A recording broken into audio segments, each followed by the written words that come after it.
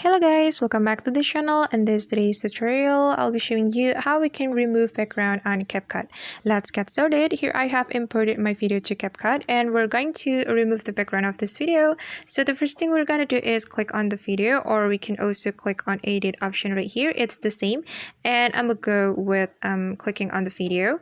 So after that, we can scroll all the way to the right and we have to find Capcut option. And this is the Capcut option. Just tap on it, and since we want to remove the background, we can click on remove background. Alright guys, and now the background has been removed and we can click on this check mark. Alright, and we can click on this button to go back to our video. Okay, and now let's see the result. Let's play the video, guys.